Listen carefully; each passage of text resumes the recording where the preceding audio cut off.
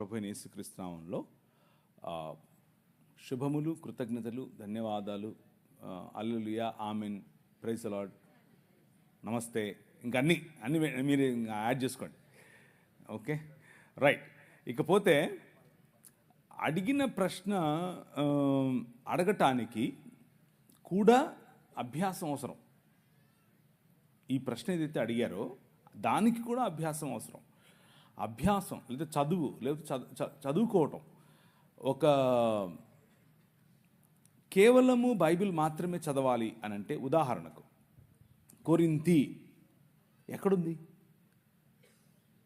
కొరింథీ అంటే అదేదో ఇంటి పేరు అనుకుంటారు కొంతమంది, లేకపోతే సంఘం పేరు అనుకుంటారు. అలా కాదు. కొరింథీ అనేది ఒక ద్వీపం. ఆ ద్వీపం ఎక్కడుంది? ఆ ద్వీపంలో ఉన్నటువంటి ఆ ద్వీపానికి రాజెవరు? ఇవన్నీ తెలియాలి అని అంటే హిస్టారికల్ బ్యాక్గ్రౌండ్ అవసరం. అవి తెలియకపోతే మనం నోటికొచ్చింది లేదా మనకు ఇష్టం వచ్చింది నమ్మేసి అదే దేవుని వాక్యం అనుకుంటాం. అలా ఉండకూడదు. హిస్టారికల్గా అంటే దేవుని వాక్యము ఏ హిస్టరీలో ఎప్పుడు ఎలా రాశారు, ఎవరు రాశారు, ఎందుకు రాశారు అనేది చదవటం, దాని వెనుకున్నటువంటి బ్యాక్గ్రౌండ్ అర్థం చేసుకోవడం చాలా ముఖ్యం. అలా అర్థం చేసుకోకపోతే పెడర్థాలు వస్తాయి. మధ్యధరా సముద్రం ఏంటి, మధ్యధరా సముద్రం చుట్టుపక్కల ఉన్నటువంటి ద్వీపాలు ఏమిటి, ఆ మధ్యధరా సముద్రంలో ఎలాంటి సంస్కృతి ఉండేది, ఆ సంస్కృతిలో ఏం తిన్నారు, ఎలా తిరిగారు, ఏం చేశారు, ఏ సంస్కృతుల్లో ఏ మతాలు ఉండేవి, ఇవన్నీ తెలుసుకోవాలి. దానికి కొన్ని పుస్తకాలు చదవాలి. పుస్తకాలు చదవటం మంచిది, తప్పు కాదు. అవి చదవకుండా కేవలం నాకు బైబిల్ తెలుసు, బైబిల్లో ఉన్నటువంటివే చదువుతాను అని అంటే పెడర్థాలు తీయటం తప్ప దానివల్ల సాధించేది ఏమీ లేదు. పెడర్థాలే వస్తాయి. పెడర్థాలంటే ఏంటి? మనకు తెలియని వాటిని తెలిసినట్లుగా చెప్పడం. దాని కారణంగానే అనేకులు ఈరోజు ఈ సాంస్కృతిక నేపథ్యం తెలియకనే అనేకులు ఈరోజు స్త్రీ గురించి తప్పుగా అర్థం చేసుకుంటున్నారు, ఆరాధన గురించి తప్పుగా అర్థం చేసుకుంటున్నారు. వాళ్ళ మనసులో ఉన్నటువంటి దాన్ని, వాళ్ళ మనసులో ఏదైతే ఆంధ్ర సంస్కృతి లేకపోతే తెలుగు సంస్కృతి ఏదైతే ఉందో ఆ సంస్కృతిని తీసుకెళ్ళి బైబిల్ మీద పెట్టి బైబిల్ కూడా ఇలాగే చెప్తుంది అని చెప్పి ప్రయత్నం చేస్తున్నారు. అలా చేయకూడదు. మనము హిస్టారికల్గా అనగా చరిత్ర ఏం చెప్తుంది, చరిత్ర పుస్తకాలు ఏం చెప్తున్నాయి, చరిత్రలో యేసు ప్రభువుని గురించినటువంటి ఆలోచన ఎలా ఉంది, చరిత్రలో క్రైస్తవ విశ్వాసం గురించిన ఆలోచన ఎలా ఉంది, క్రైస్తవులు ఎలా మెలిగారు, క్రైస్తవులు ఎలా పెరిగారు, క్రైస్తవులు ఎలా వృద్ధి చెందారు, ఇవన్నీ తెలియాలంటే బైబిల్ చదివితే సరిపోదు. బైబిల్ మాత్రమే దేవుని వాక్యం, బైబిల్ మాత్రమే దేవుని నోటి నుండి వెలువడినటువంటి మనకు అవసరమైనటువంటి బుద్ధివాక్యం, జీవవాక్యం వగేరా వగేరా వగేరా. కానీ దానిని అర్థం చేసుకోవటానికి, దానిని సంపూర్ణ వివరణ మనం అర్థం చేసుకోవటానికి చరిత్ర అవసరం.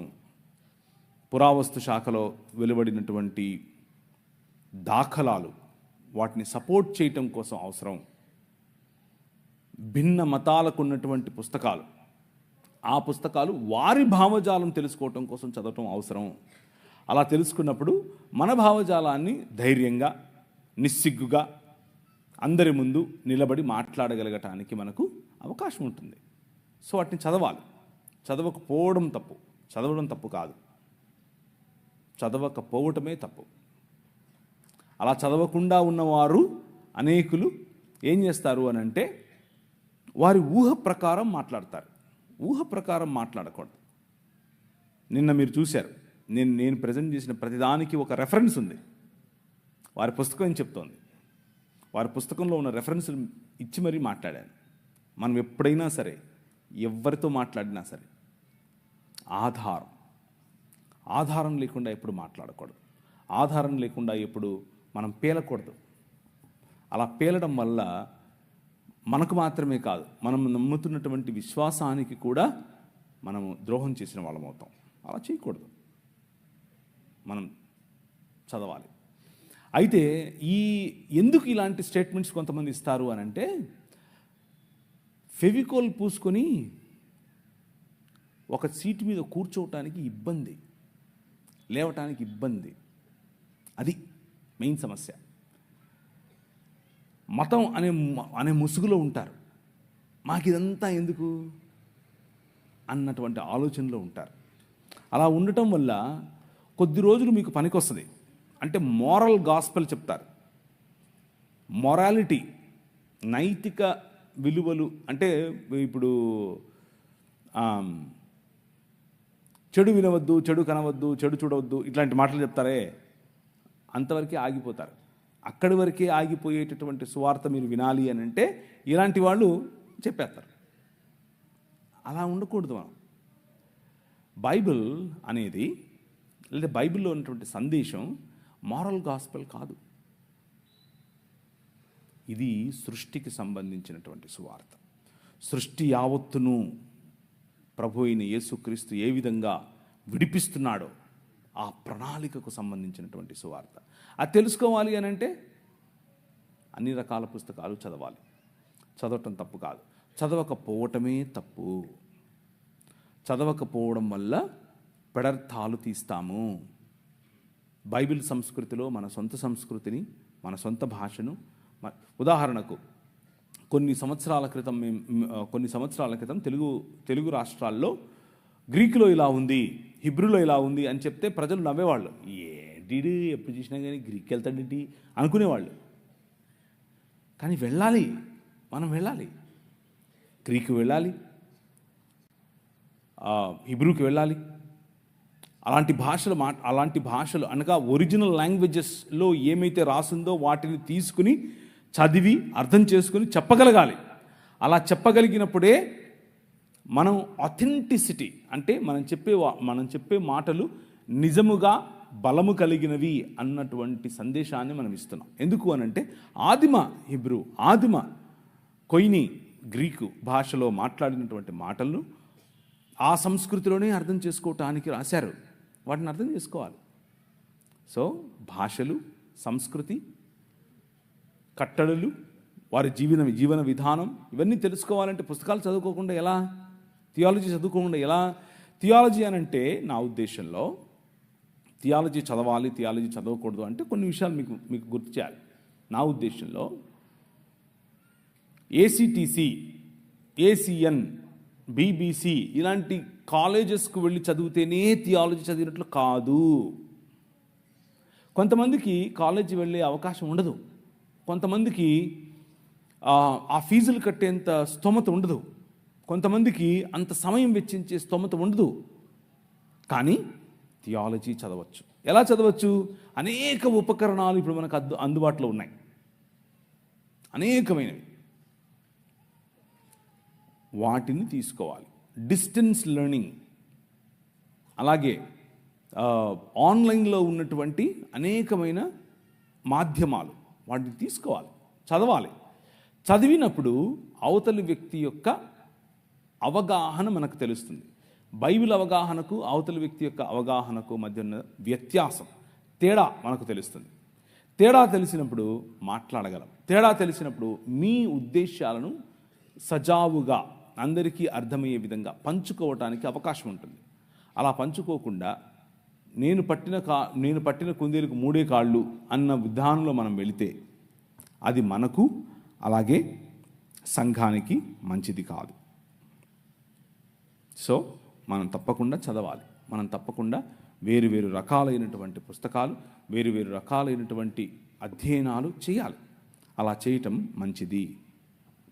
ఇంకేదన్నా? థ్యాంక్ యూ అన్న. అయితే మీరు చెప్పింది చాలా స్పష్టంగా అర్థమైంది. వాక్యమే సత్యము. ఆ సత్యమైన వాక్యాన్ని అర్థం చేసుకోవడానికి మనం హిస్టరీ తెలుసుకోవాలని, కొన్ని బుక్స్ కూడా ఫాలో అవ్వాలని చెప్పారు. అయితే ఇప్పుడు వాక్యమే సత్యమైనప్పుడు ఆ సత్యమైన వాక్యంలో పరిపూర్ణుడైన క్రీస్తు వారు మనకు కనబడుతున్నారు బైబిల్లో. ఇప్పుడు బైబిల్ చదివితేనే పరిపూర్ణమైన క్రీస్తు అర్థమవుతాడా, లేదంటే ఈ క్రీస్తుని వేరే మత గ్రంథాల నుండి, అనగా వేదాల్లో నుండి, ఉపనిషత్తుల్లో నుండి, మిగిలిన మత గ్రంథాల నుండి, ఖురాన్ నుండి కానీ ప్రభువుని గురించి ఇన్ఫర్మేషన్ ఏమైనా ఉందా? అంటే అవి కూడా మనం ఫాలో అవుతూ ఉండాలా, లేదా పరిపూర్ణమైన క్రీస్తు మనకు బైబిల్లోనే దొరుకుతాడా? ఎక్సలెంట్. సో మనము వేరు గ్రంథాలు, వేరు చరిత్ర పుస్తకాలు చదవాలి. చదివినప్పుడు మనకు సంపూర్ణ అవగాహన వస్తుంది అనంటే దాని అర్థం క్రీస్తుని గురించి తెలుసుకోవటానికి ఆ గ్రంథాలు చదవాలని కాదు. దాని అర్థం దేవుని గురించి తెలుసుకోవటానికి ఆ గ్రంథాలు చదవాలని కాదు. మన ప్రభువు, మన దేవుడు, మన రాజు, ఆ రాజుని గురించి తెలుసుకోవటానికి ఇంకే గ్రంథం అవసరం లేదు. ఒకసారి మీ బైబిల్ చూపించండి. ఈ 66 పుస్తకాలు ఉన్నటువంటి నల్లట పుస్తకం చాలు, చాలు, ఇంకేది అవసరం లేదు. 66 గ్రంథాలు ఉన్నటువంటి ఈ గ్రంథములో చెప్పిన క్రీస్తే నిజమైన క్రీస్తు. మనకి ఏ వేదము అక్కర్లేదు, మనకే ఉపనిషత్తు అక్కర్లేదు, మనకి ఏ పురాణము అక్కర్లేదు, మనకే గీత అక్కర్లేదు, మనకే ఖురాను అక్కర్లేదు. వాళ్ళందరూ ఇక్కడ నుంచి కాపీ కొట్టిన వారే. మళ్ళీ చెప్పనా, వాళ్ళందరూ ఇక్కడ నుంచి కాపీని కొట్టండి చప్పట్లో.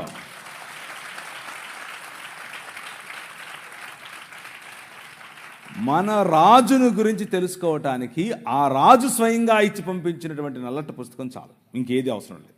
మనము కలగలిపి మిక్సీలో, ఒక ఆయన అంటాడు, శివతత్వము కృష్ణతత్వము మిక్సీలో వేసి తిప్పితే క్రీస్తు తత్వం వస్తుందంట. నీ బొంద వస్తుంది, నీ బొంద. ఇలా చెప్పానని వాడు ప్రవీణ్ గాడు వాడి తల తీసుకుని రండి అన్నాడు. ఆయన వాడి తల తీసుకుని రండి అన్నాడు. నేను వచ్చినప్పుడు ఫోన్ చేసి రా అని చెప్పాను. వచ్చినప్పుడు ఫోన్ చేసి రా బాబు, ఎక్కడున్నా చెప్తాను, తీసుకుందు కానీ తల ఏంటి నువ్వు తల తీసేది? కృష్ణతత్వము శివతత్వం కలిపేసి మిక్సీలో అయితే క్రీస్తుతత్వం వచ్చుద్దా? నీ బొంద వచ్చింది. ఇది డిసానెస్టీ అంటే వారి మత గ్రంథాల పట్ల వారికి ఎంతో భక్తి ఉంటుంది. వాళ్లకు దేవుడు అనగానే ఒక ఆలోచన ఉంటుంది. ఆ ఆలోచన తీసుకొచ్చి మనకు దేవుడు అనగానే ఉన్న ఆలోచనతో కలిపి చెరిపి క్రీస్తుకున్నటువంటి అశేషమైన, క్రీస్తుకున్నటువంటి విభిన్నమైన, క్రీస్తుకున్నటువంటి యునీక్, ఆయనను పోలినటువంటి వారు ఇంకెవరు లేరు అని వాక్యం చెప్తూ ఉంటే, ఆయనకు సమానులు ఇంకొకరు లేరు అని వాక్యం చెప్తూ ఉంటే, ఆళ్ళల్లో ఇళ్లలో క్రీస్తుని ఎత్తుక్కోవడం ఏంటి? అస్సలు చేయకూడదు.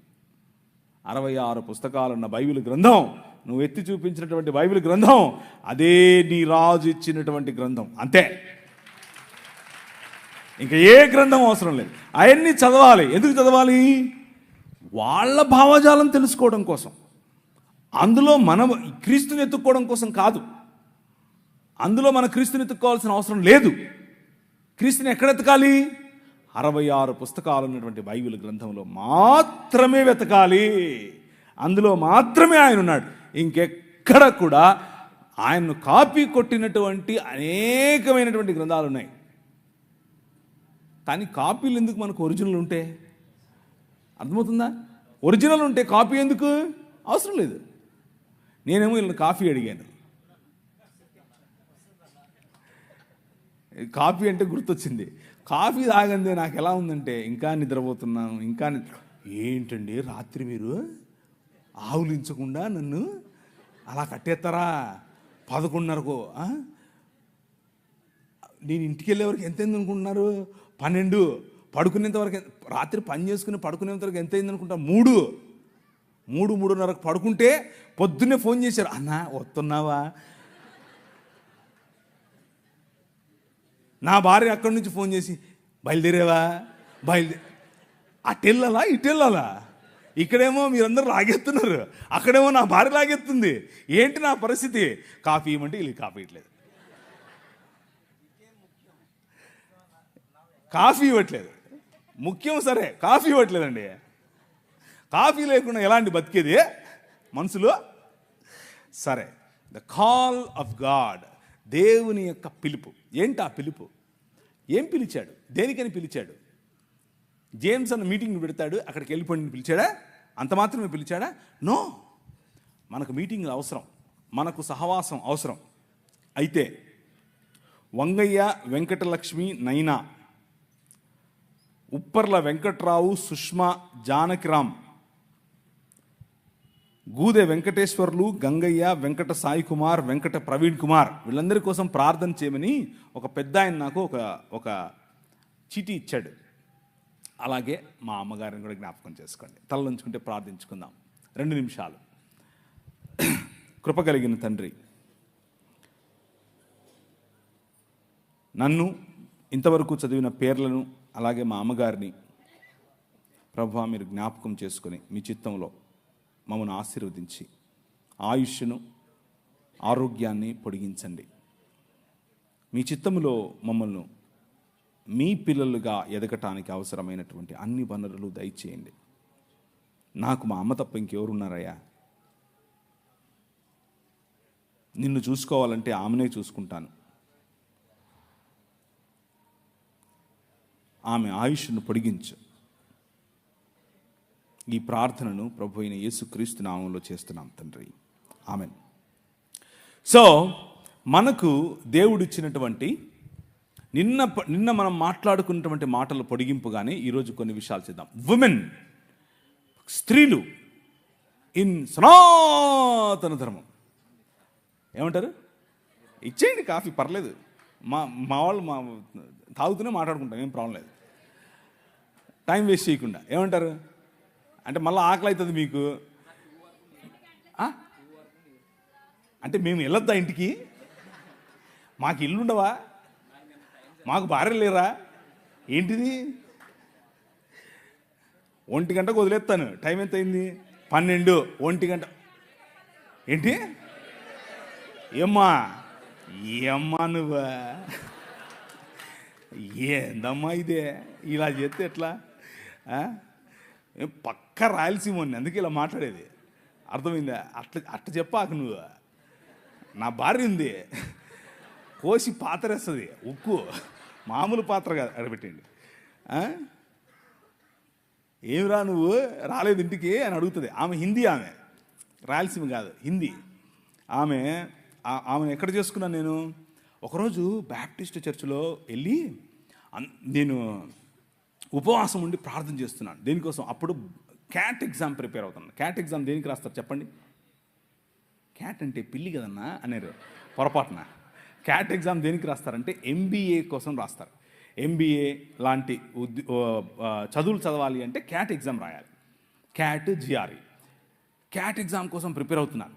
ప్రిపేర్ అవుతూ ఉంటే వెళ్ళి ఒకరోజు ప్రార్థన చేస్తుంటే ప్రభు నాకు ఒక దర్శనం ఇచ్చాడు. కళ్ళు తెరుచుకునే ప్రార్థన చేస్తున్నాను, కళ్ళు మూసుకొని నిద్రపోవట్లేదు. కళ్ళు తెరుచుకునే ప్రార్థన చేస్తున్నాను. ప్రార్థన చేస్తూ ఉంటే ఆమోసు గ్రంథం ద్వారా ఆయన మాట్లాడి అనేకమైన జనాలు నెత్తి మీద టోపీలు పెట్టుకొని తెల్లటి వస్త్రాలు వేసుకొని ప్రభు అయిన యేసు క్రీస్తులోనికి పరిగెట్టుకుంటూ రావడం నేను చూశాను. నా దర్శనంలో చూశాను. ప్రభు అన్నాడు, నువ్వు ఇందోర్ అనే పట్టణానికి వెళ్ళాలి అన్నాడు. ఇందోరా? ఏంటిది? నేను ఎప్పుడు ఇండ్లా, ఆ ఊరు ఎక్కడ ఉంటుందో నాకు తెలియదు. మ్యాప్లో ఎతికా, ఇందోర్ అనేది మధ్యప్రదేశ్లో ఉందని తెలిసింది. వెళ్ళిపోయా రాత్రికి రాత్రి. ఒక బ్యాగ్ తీసుకుని దాంట్లో 2 చొక్కాలు 2 ప్యాంట్లు వేసుకుని వెళ్ళిపోయా. ఏమో ఎచ్చులుగా వెళ్ళిపోయా. అక్కడ చూసి చలి, అక్కడికి వెళ్ళిపోతే రైల్వే స్టేషన్లోనే ఉండాల్సి వచ్చింది. నాకు ఎవరు తెలియదు అక్కడ. 3 రోజులు 3 రాత్రుళ్ళు రైల్వే స్టేషన్లోనే ఉన్నాను. రైల్వే స్టేషన్లోనే ఉండి సువార్త పరిచర్య చేస్తూ ఉంటే మోకాళ్ళ మీద ప్రార్థన చేశాను. ప్రభువా ఏంటి, తుమ్ జాతా హై మై ఆతా హై, ఇంతే వచ్చు నాకు, అంతమించేం రాదు. జాతా హై ఆతా హై ఇంతే వచ్చు. ప్రభువా ఏంటి ప్రభువా నాకు ఈ భాష రావట్లేదు, నేనేం చెప్పాలి అని అంటే అనర్గళంగా మాట్లాడటానికి హిందీ ఇచ్చాడు. దేవునికి స్తోత్రం కలుగును గాక. అనర్గళంగా, మామూలుగా కాదు. ఒక్క నెలలోనే టీవీలో మాట్లాడాను. ఎలా? హిందీలో మాట్లాడాను. నేనేం నేర్చుకోలా, ఏ స్కూల్కి వెళ్ళలా, ఏ గ్రామర్ చదవలా. కానీ వాళ్ళు నన్ను సౌత్ ఇండియన్ అనుకోరు. ఎందుకు అనంటే నేను మాట్లాడే హిందీ అంత శుద్ధంగా ఉండేట్లుగా మాట్లాడాను ఆ రోజుల్లో, ఒక్క నెలలో. కారణం ఏంటి అని అంటే ద పవర్ ఆఫ్ గాడ్. నీ రాజు ఆయన వాడుకోవాలి అనుకుంటే కావలసిన ఈవులు ఇస్తాడు, కావలసిన వరాలు ఇస్తాడు, కావలసినటువంటి అవకాశాలు ఇస్తాడు. నాకు ఇచ్చాడు. నేను వెళ్ళి మాట్లాడాను. అక్కడ కలిసాను నా భార్యను. అందుకు చెప్పాను ఇది, ఇంకేదో దాని కాదు. అక్కడ ఏంటి ఫుల్ చక్కెర వేసారేంటి? నేను చక్కెర తాగను, హనీ. ఓకే. అక్కడ నేను పనిచేసేటటువంటి అంటే నేను ఏ సంఘంలో అయితే వెళ్ళానో ఆ సంఘం పాస్టర్ గారు అమ్మ లడ్డులాగా దొరికాడు అనుకున్నాడో ఏమో తెలియదు, కానీ వాళ్ళ కూతురునిచ్చి పెళ్లి చేశాడు. నిజంగానే ఆయనకు నేను లడ్డూగా దొరికానో లేదో తెలియదు, కానీ నాకు మాత్రం నా భార్య లడ్డుగానే దొరికింది. మామూలు లడ్డు కాదు. ఇప్పుడు నేను చేసే పరిచర్య, మీకు కనిపించే పరిచర్య, నేను చేసే పరిచర్యల్లో ఒక 10వ వంతు మాత్రమే. నిజంగా చెప్తున్నాను, 10వ వంతు మాత్రమే. చర్చ్ ప్లాంటింగ్ కానివ్వండి, రోడ్డు మీద పడుండే వాళ్ళని తీసుకొచ్చుకోవడం కానివ్వండి, పిల్లలను పెంచడం కానివ్వండి, డిసైపుల్షిప్ ట్రైనింగ్ కానివ్వండి, బైబిల్ కాలేజెస్ కానివ్వండి, బిజినెస్ యాడ్మిషన్ అనే పరిచర్య కానివ్వండి, వ్యాపారాలు స్థాపించే పరిచర్య కానివ్వండి, పొలిటీషియన్స్గా ప్రజలను రిలీజ్ చేసే పరిచర్య కానివ్వండి, ఇలాంటి పరిచర్యలు అనేకమైన పరిచర్యల్లో నా భార్య నా ముందు నాకు వెనక్కుండి నడిపిస్తాయి. మామూలు కాదు. నేను తల, కానీ ఆమె మెడ. ఆమె ఊగినట్టే మనం ఊగాలి, ఏం ఆప్షన్ లేదు. ఫోన్ చేసింది, ఎప్పుడొస్తున్నా? మీరేమో 2 గంటల వరకు చెప్పాలంటారా? అంత కుదరదు. అక్కడ హైకమాండ్ స్విచ్ చేసింది, వెళ్ళిపోవాల్సిందే, వేరే ఆప్షన్ లేదు. కాబట్టి 1 గంట ముగించేస్తాను. ఒరేయ్ నువ్వన్నా చెప్పరా నువ్వన్నా, గుండె కొట్టుకుందనకు చెప్పరా నువ్వన్నా. ఉమెన్, స్త్రీలు. నా భార్య గురించి మాట్లాడింది కారణం ఏంటంటే స్త్రీల గురించి చెప్పాలని. స్త్రీలకు ప్రభు అయిన యేసుక్రీస్తు వేసినటువంటి పెద్ద పీట, ప్రభు అయిన యేసుక్రీస్తు ఇచ్చినటువంటి ఆ గౌరవం.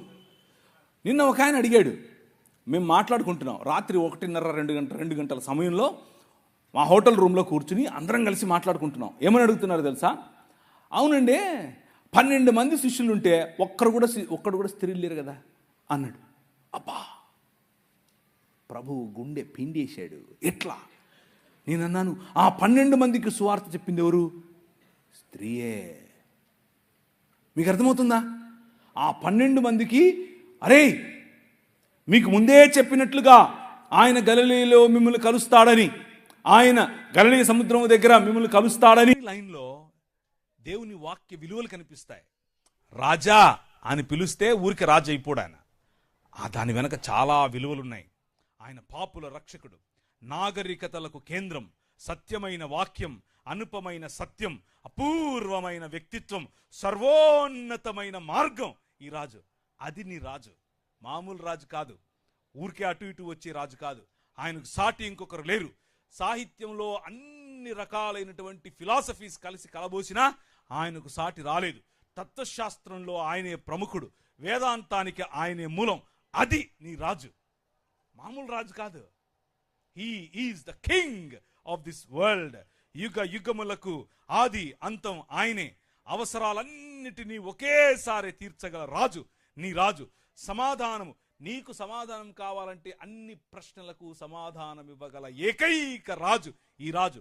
బలహీనులకు బలాన్ని ఇస్తాడు, సానుభూతితో రక్షిస్తాడు, శక్తివంతమైన దేవుడు, మార్గదర్శకుడు, రోగులను స్వస్థపరుస్తాడు, కుష్ఠును శుభ్రపరుస్తాడు, పాపులను క్షమిస్తాడు. That is your king. అది నీ రాజు.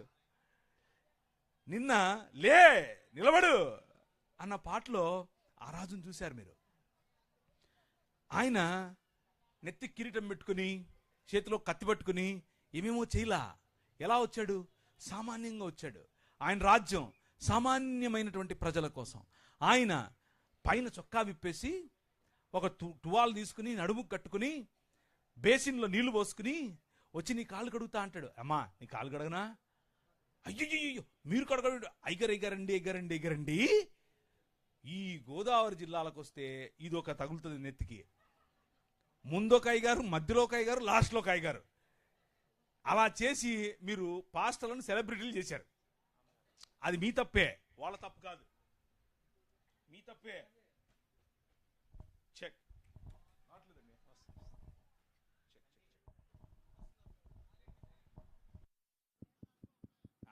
చెక్. సో ఆయన సెలబ్రిటీగా రాలా, మామూలుగా వచ్చాడు. ఆయన ముందు ముగ్గురు, వెనక ముగ్గురు, గుండాలు లేరు, బౌన్సర్లు లేరు, మామూలుగా వచ్చాడు. ఎందుకయ్యన్ని అవసరం ఏంటి? ఒక్కడే తిరిగాడు. ఎందుకు తెలుసా? ఆయన బంధాలలో ఉన్న వారిని విడిపించడానికి వచ్చాడు, దుర్బలుల పక్షంగా రక్షించడానికి వచ్చాడు, యువతను ఆశీర్వదించడానికి వచ్చాడు, వృద్ధులను గౌరవించడానికి వచ్చాడు, మేధావులను ప్రోత్సహిస్తాడు, సుగుణవంతులకు ఆత్మఫలాలతో ఆత్మవరాలతో నింపుతాడు. That is your king. మామూలు రాజు కాదు. అర్థమవుతుందా?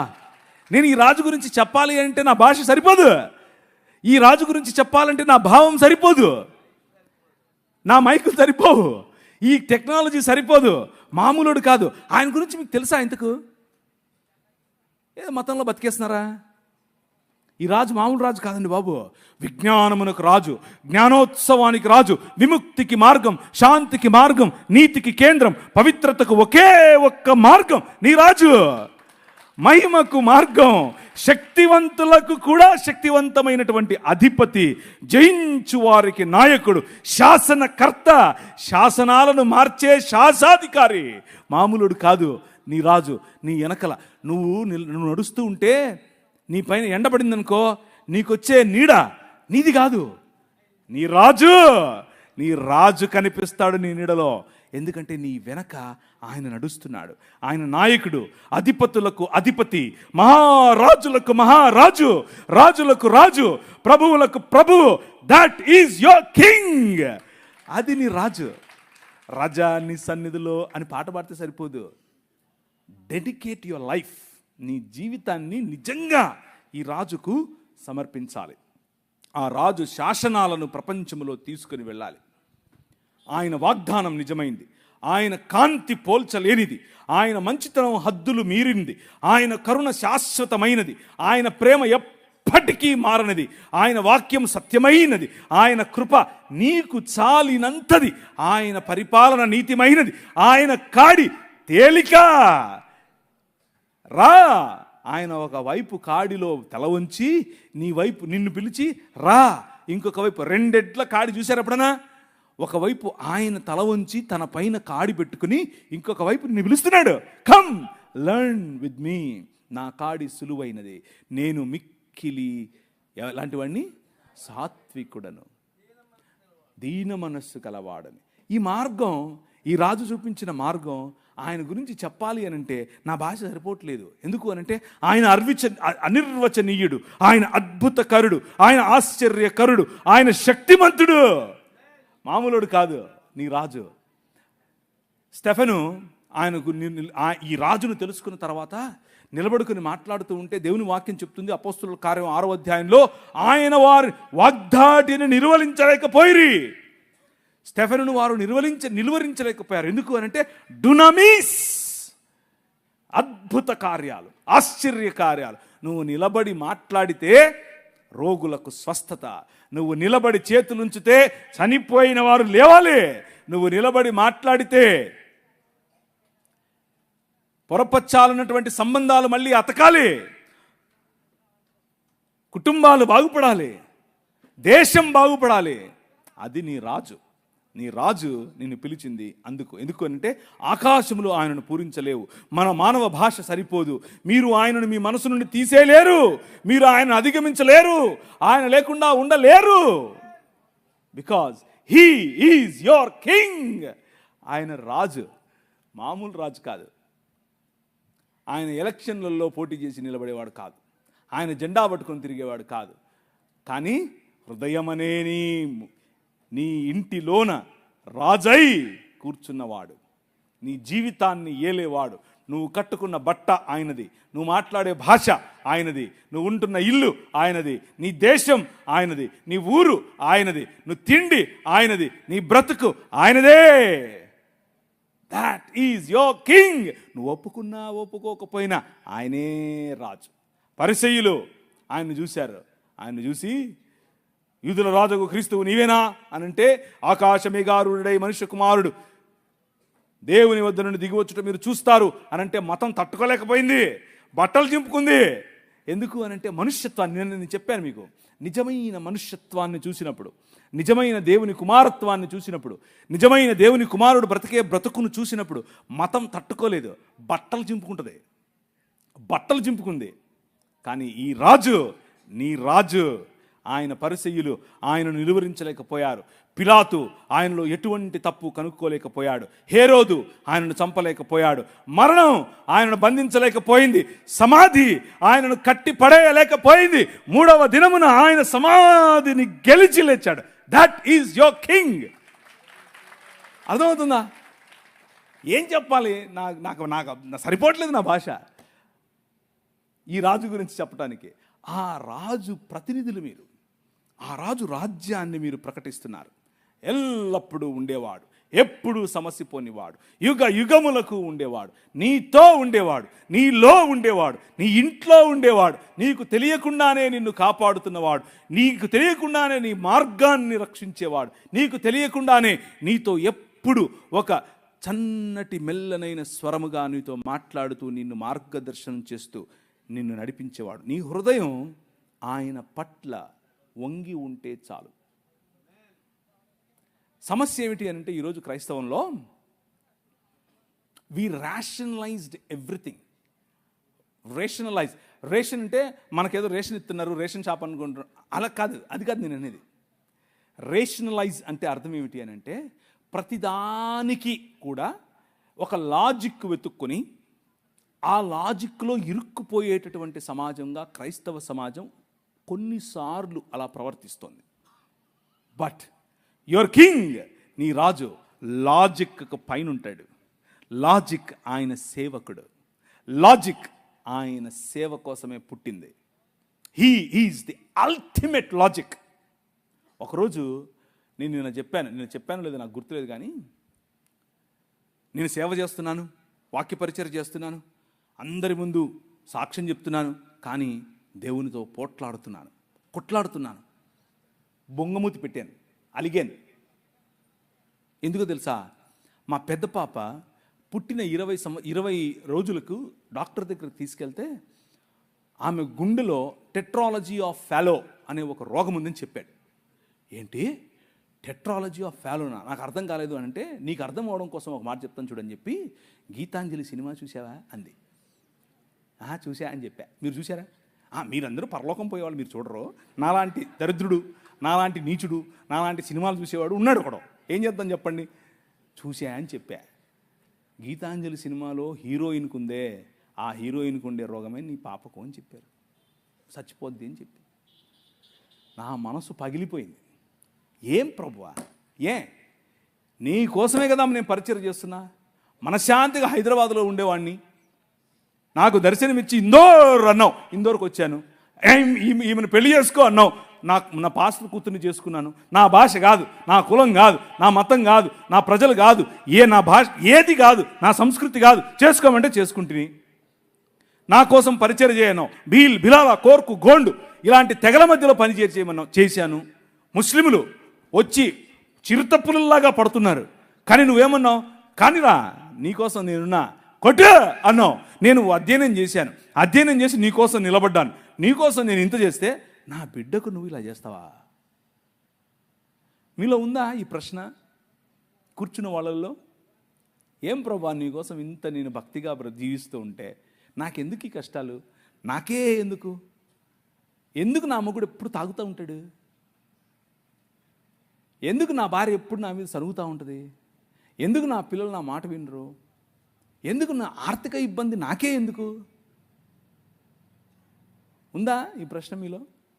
నేను ఆ ప్రశ్న గుండానే వెళ్ళా. హబక్కూకు గ్రంథంలో హబక్కూకు మఠం వేసుకొని గోపురం ఎక్కుతాడు, గోపురం ఎక్కి కూర్చుంటాడు. నువ్వు నాకు చెప్పాల్సిందే, నేను వదలను. ఎందుకని? ఈ అవినీతి పరులు వచ్చి మాకు తీర్పు తీర్చడం ఏంటి? మేము నీ పిల్లలం కదా అంటూ మఠం వేసుకుని కూర్చుంటాడు. ప్రభు అంటున్నాడు, అన్యాయము చేసే వారి యొక్క తలలపైన ఈటలు దించడానికి నేను బయలుదేరాను. చూస్తూ ఉండు, సంవత్సరములు గడిచిపోతూ ఉంటాయి, కానీ నా కార్యము నూతన పరుస్తూ ఉంటుంది. సమస్తాన్ని నూతనం చేయటానికి నీ రాజు బయలుదేరాడు. ఆ మాట మాట్లాడాడు నాతో.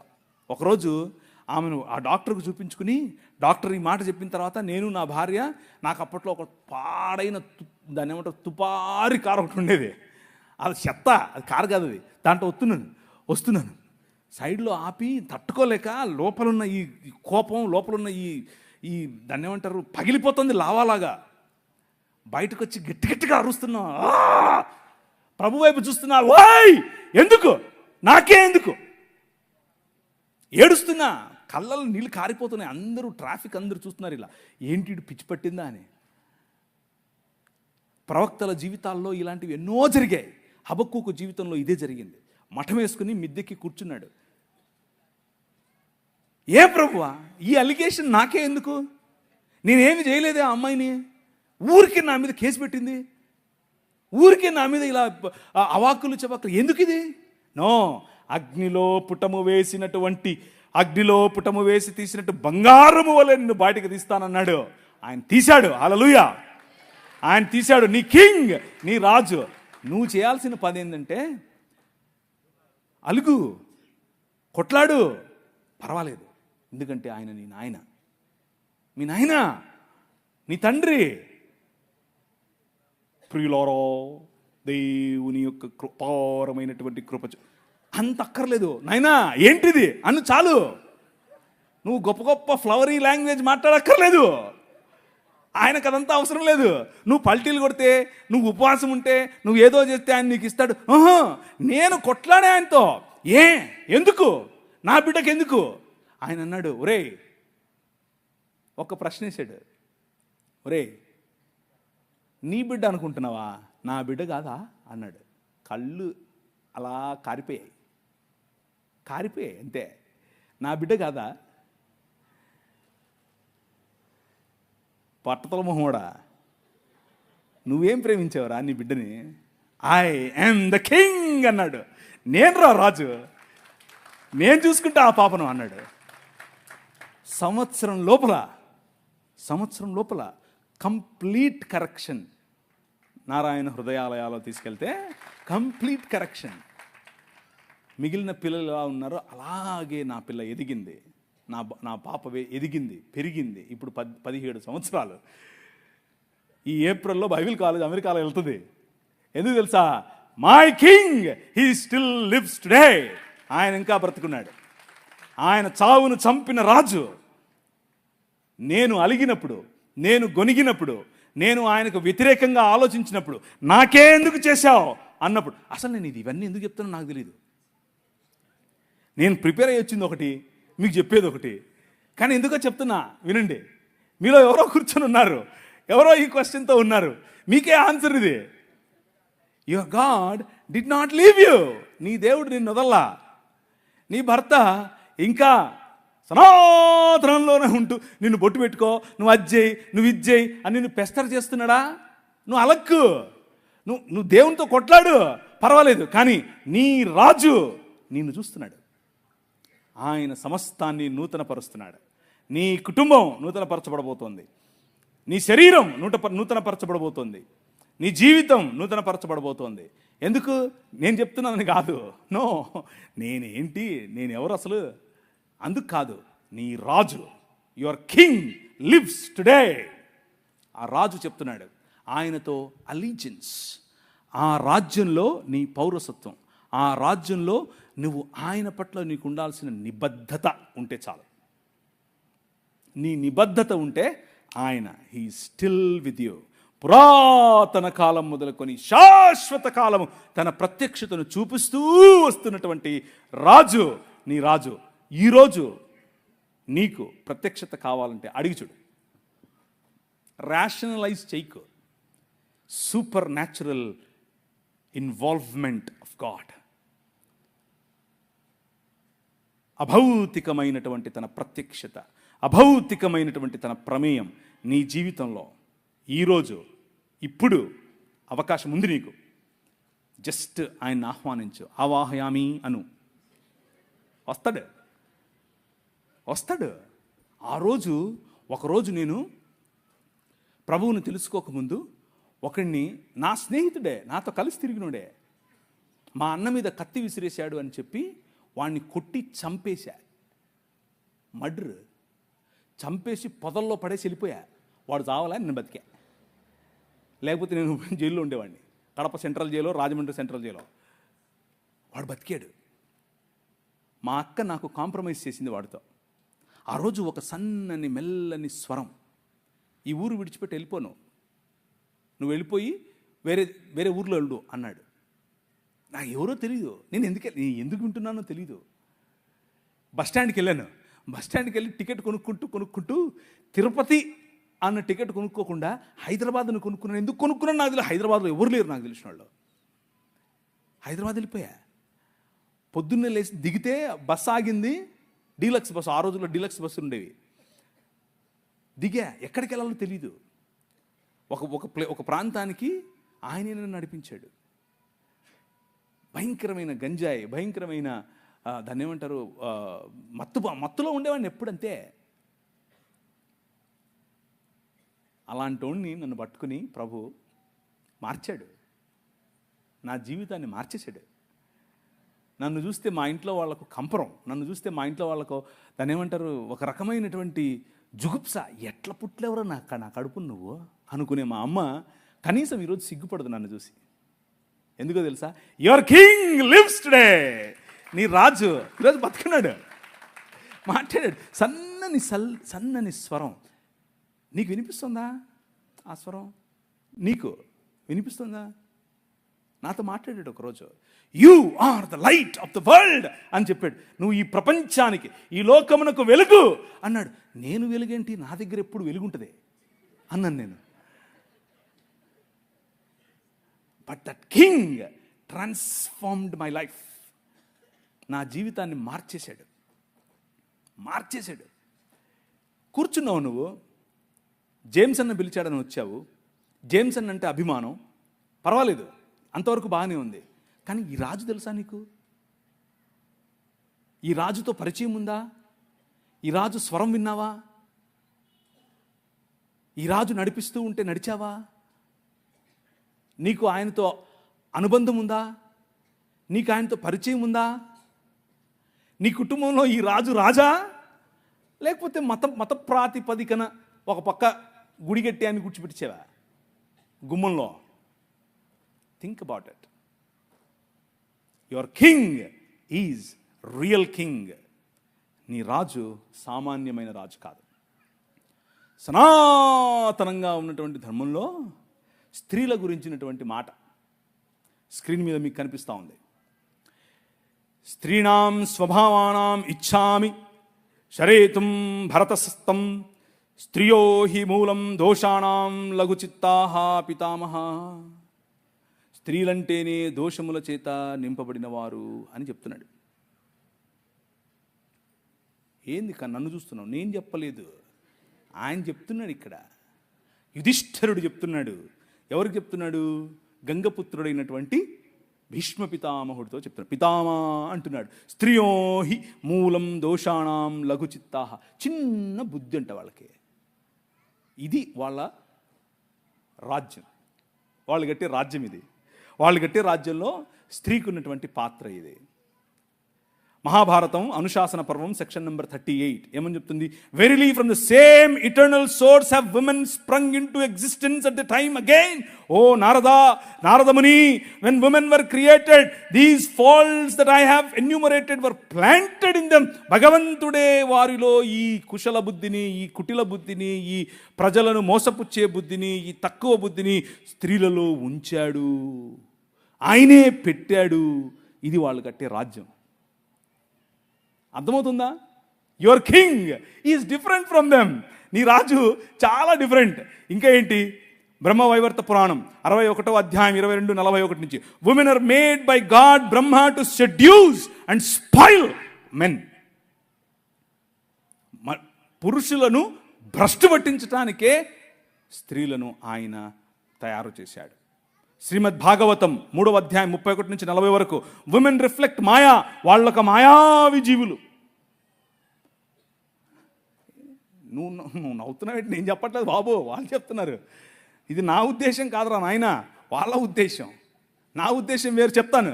మనుస్మృతి 9వ అధ్యాయం 17వ వచనం, Manu while making women desired her for sexual pleasure. కేవలం వాళ్ళు రతిలో పాల్గొనటానికి, రతిలో కేవలం పురుషులకు సుఖం ఇవ్వటానికి మాత్రమే చేశారు. వాళ్ళు ఎంతసేపు వాళ్ళకి అదే కామవాంఛ అని రాశారు. నేను అనట్లేదు, వాళ్ళు రాశారు. భగవద్గీత 9వ అధ్యాయం 32 says women are born from పాపయోని, పాపయోనుల నుంచి పుట్టిన వారు స్త్రీలు.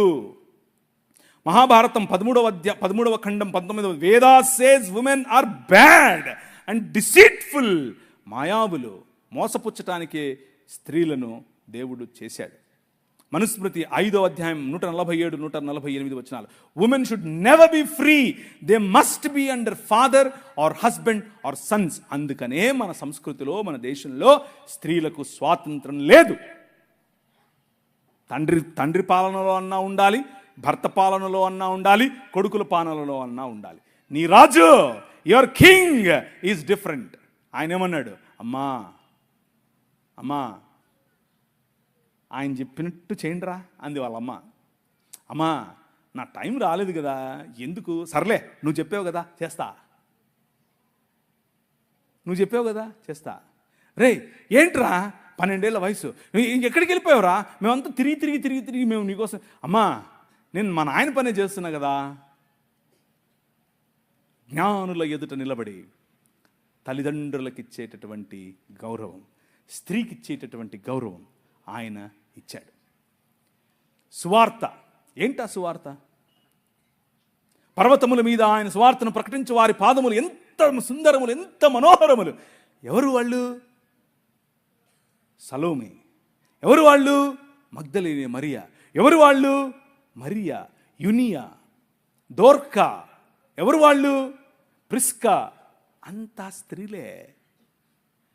Your God, your king, he honours you my sister. నువ్వంటే ఆయనకు అంత గౌరవం. నిన్ను ప్రపంచంలో ఉన్న ప్రతి సంస్కృతి తక్కువగా చూసింది. నిన్ను ప్రపంచంలో ఉన్న ప్రతి సంస్కృతి నువ్వు ఓటేస్తే సగం ఓటే అంది, నీ అభిప్రాయం సగం అభిప్రాయమే అంది, నీ తీర్పు చెల్లదు అంది. కానీ ఈ ప్రపంచాన్నే రూపాంతరము చెందించేటటువంటి సువార్త అనే తీర్పు, నేను లేచాను, నేను మరణాన్ని జయించాను అనేటటువంటి ఈ సువార్త స్త్రీకి చెప్పి పంపించాడు. That is your king. అర్థమవుతుందా? ఆయన ఈ లోక మర్యాదను తిరగరాస్తాడు. That is your king. కూర్చున్న మీరు ఒకవేళ మీ ఇంట్లో ఉన్నటువంటి సమస్య, మీ ఇంట్లో ఉన్నటువంటి ఇబ్బంది, మీ ఇంట్లో ఉన్నటువంటి నీ భర్త పట్ల, నీ కుటుంబం పట్ల, నీ బంధుమిత్రుల పట్ల నీకు ఇబ్బందిగా ఉంటే, act like a daughter of your king. నీ నాయన కూతురుగా నువ్వు ప్రవర్తించు. లుక్ ఎట్ యువర్, నేను దాన్ని ఏమంటారు, మొన్న ఇలా దిగుతోంది ఫ్లైట్ దిగుతుంటే చూశాను పైనుంచి కిందికి. షికాగో పెద్ద నగరం, మా నాయన షికాగో. అర్థమవుతుందా మీకు? You have a different feeling. అక్కడి నుంచి మళ్ళీ ఎగిరాను, డాలస్కి వచ్చాను. డాలస్ చూసి మా నాయన డాలస్ ఇది. అర్థమవుతుందా మీకు? బండి తోలుకుంటూ వస్తూ ఉంటే రాజమండ్రి, మా నాయన రాజమండ్రిది. You have a different feeling. నేను పాపిని, నేను పరలోకం పోవాలి. ఏంటిది? మతంలో పడి ఉంటే అలాగే ఉంటావు. కానీ నీ రాజు ప్రతినిధి నువ్వు నడుస్తూ ఉంటే నీకు ఎలా ఉండాలి తెలుసా? ఇది మా నాయనది, ఈ కాలేజ్ మా నాయనది, ఈ ఊరు మా నాయనది, ఈ దేశం మా నాయనది. ఆ ఫీలింగే వేరు. సుప్రీంకోర్టు మెట్లెక్కితే, నేను సుప్రీంకోర్టులో ఒక బిల్ వేసాను, ఒక రిట్ పిటిషన్ వేసాను. అంటే భారతదేశం మొత్తంలో కూడా యాంటీ కన్వర్షన్ బిల్లు పెట్టాలి అని ఒకడు పెట్టాడులే, విద్యార్థి అని. వాడికి వ్యతిరేకంగా నాకు సుప్రీంకోర్టు జడ్జి అడిగాడు, నీ లాయర్ అంటే, నాకెవరు లాయర్ లేరు సార్, నేనే అన్నాను. ఏంట్రా నువ్వే మాట్లాడుకుంటావు? మా నాయనదే సుప్రీంకోర్టు. అర్థమైందా మీకు? మా నాయనదే. My king still lives. నా రాజు ఇంకా బతికే ఉన్నాడు. ఎవడికి భయపడింది నేను? ఆ కాన్ఫిడెన్స్ వేరు, ఆ లైఫ్ స్టైల్ వేరు. నువ్వు నడుస్తూ ఉంటే కుక్క నడుస్తుంది, సింహం నడుస్తుంది, తేడా తెలుస్తుంది కదా. You are the king. ఎందుకంటే మీ నాయన కింగ్. అర్థమైందా? That is how you should live.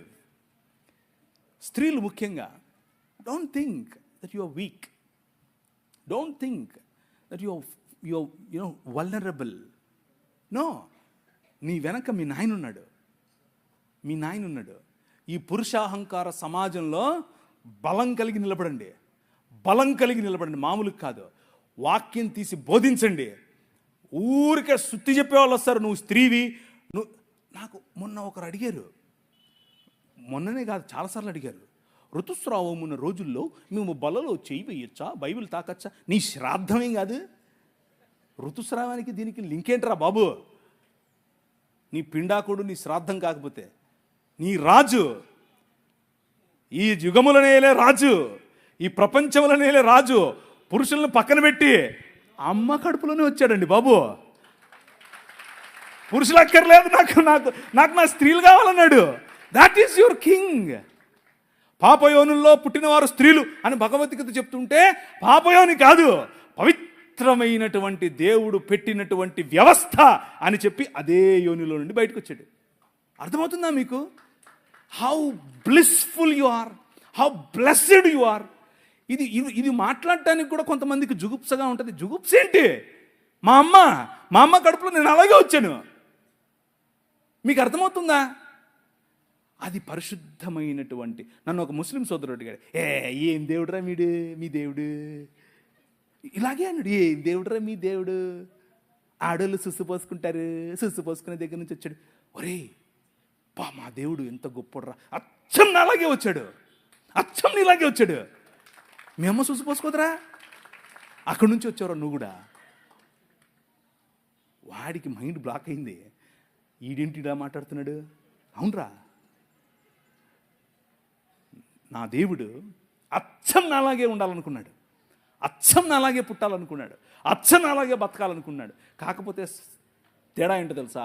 నేను ఈ లోక మర్యాదకు తలొగ్గాను, ఆయన ఈ లోక మర్యాదని జయించాడు. That is your king. నీ రాజు కథే వేరు. ఎంతని చెప్పాలి? రోజు చెప్తానే ఉంటే ఇక సమయం తెలీదు. అంత గొప్ప రాజు. అంత ఈ సనాతనంలో చూసాం కదా, ఇప్పుడు ఖురాన్లో చూద్దాం. ఏమంటుంది? అథెంటిక్ సోర్సెస్ ఏమంటుంది? Volume number 6 episode 2nd series, రహాల్, బ్రహ్మపురాణం, గౌతమి మరియు మహాత్మ్య 95:7. ఇది చూసేసాం, వద్దులే మీకు. కొంతమంది అంటూ ఉంటారు, ఏమంటూ ఉంటారంటే ఈ ఇస్లామీ దావా ప్రచారకులు చెప్పేటటువంటి ఏం కర్మ, ఎంతసేపు ఇదేనా నీకు మైండ్లో?